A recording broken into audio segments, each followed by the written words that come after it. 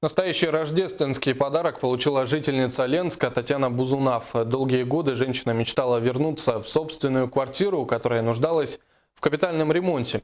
От безвыходности Татьяна обратилась в местную администрацию, рассказывает Светлана Балеева. Татьяна – инвалид детства. Всю свою жизнь она проживала с родителями. Но в конце прошлого года, в свои 46 лет, Татьяна осиротела. С этого момента судьбой Татьяны занялась близкая родственница Юлия и руководитель общества инвалидов Анна Леонтьевна. После смерти родителей Татьяна жила у Юлии. Но все это время Татьяна очень хотела вернуться к себе домой. Но ее квартира нуждалась в ремонте и замене отопления. Без этого проживание в ней было невозможно. Ситуация сложилась непростая, но нужно было что-то решать. Подумав, решили обратиться к главе города с просьбой о помощи.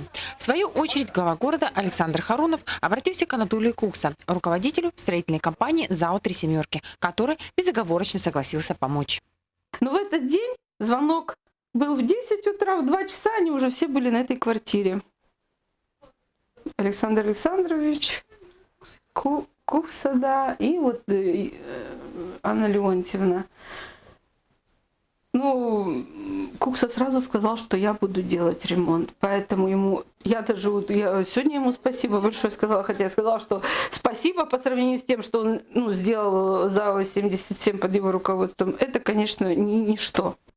Меньше месяца ушло на то, чтобы квартира Татьяны полностью преобразилась. Работы велись круглые сутки. Был проведен капитальный ремонт. Сделана перепланировка. Заменены перегородки и потолок. Утеплены полы. Установлены новые окна и двери. Заменены радиаторы отопления. Проводка. Установлен санузел и бойлер. И это далеко не все. Я сам не ожидал. Анатолий Владимирович, узнав, что девушка вот инвалид, закупил всю мебель в квартиру. Ну, как он мотивировал, да? В новую квартиру нужна новая мебель, поэтому он закупил всю мебель, вот закупил кухню, поставили вытяжку. Я могу сказать, что вот сегодня ремонт проведен на таком уровне и оборудована вся эта квартира, что многие, скажем так, со средним достатком семьи в городе не могут себе этого позволить.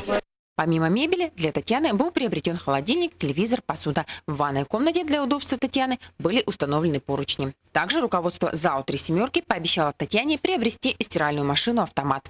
Этот день для Татьяны стал одним из особенных и запоминающихся. В своем обращении Татьяна и Юлия неустанно благодарили тех добрых людей, которые в этот сложный период жизни девушки протянули руку помощи и подарили ей надежду на счастливое будущее в своей, теперь уже новой квартире. Светлана Балеева, Алексей Семенов, НВК Саха, Ленск.